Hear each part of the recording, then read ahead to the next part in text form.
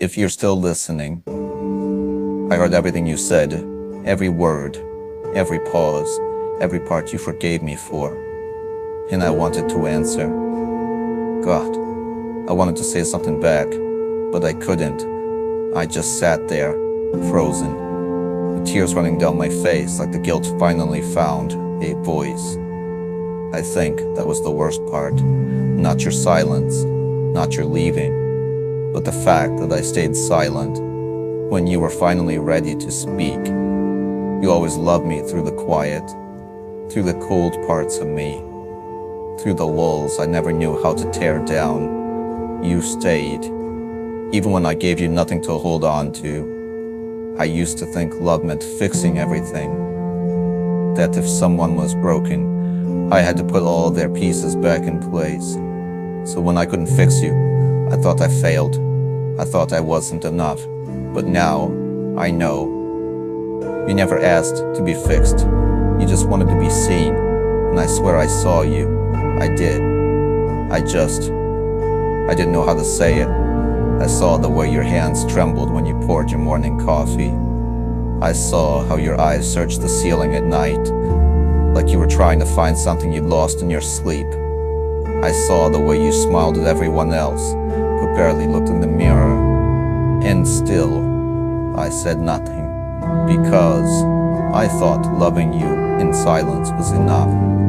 Because I was scared that if I said it out loud, you'd fall apart in front of me.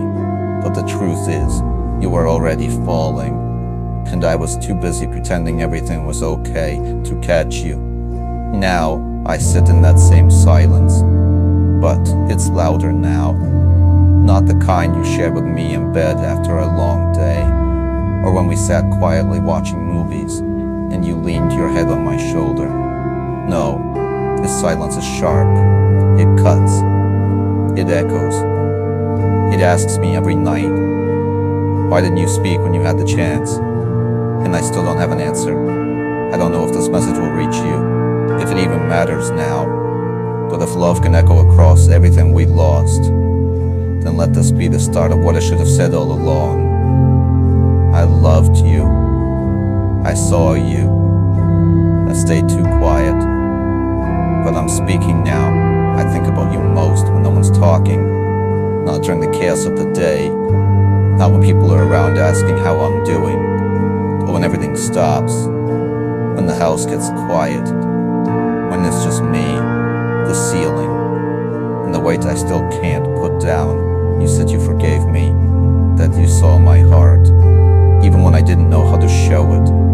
But what you never saw was how much I hated myself after you left. You didn't see the mornings I sat on the bathroom floor, shaking. You didn't see the way I stared at your side of the bed, hoping I'd wake up wrong. You didn't hear me whisper your name into the pillow, like maybe if I said it soft enough, it wouldn't sound like begging. Everyone else saw me functioning, smiling at the right moments, nodding when people said, "You're doing so well." But you would have seen it, wouldn't you? You would have seen the cracks behind my eyes. You always did. You didn't know I wore your hoodie for 3 weeks straight. Or that I still kept your voice memos just to hear you ask if I needed anything from the store. They didn't know. I stopped listening to music in the car because it made me feel too much. They didn't know because I didn't let them. But you would have known because you always paid attention to the things I didn't say. I tried to be okay, tried to move forward, tried to heal, whatever the hell that means. But healing isn't clean. It's messy. It's backward. It's ugly. Sometimes healing looks like waking up, breathing, and not smashing a photo frame before breakfast. Sometimes it means talking to your ghost out loud in traffic like a crazy person. Sometimes it means not crying and wondering if that's even normal anymore. People keep saying, you have to let go. But what if I'm not holding on to you? What if I'm holding on to the version of me that only existed because you loved me? What if letting you go means letting go of the only time I ever felt seen? I'm not sure who I am without you, and maybe I'm scared to find out. So I live in between the person I was when you were here and the person I'm trying to be now that you're not. And I just hope that somewhere, if you can hear me, that counts for something. You said you forgave me, and maybe you did. Maybe wherever you are, that forgiveness is whole, poor, done. But here, in me, forgiveness doesn't feel like peace. It feels like grief with a different name. Because every time I try to let go of the guilt, it grows new roots.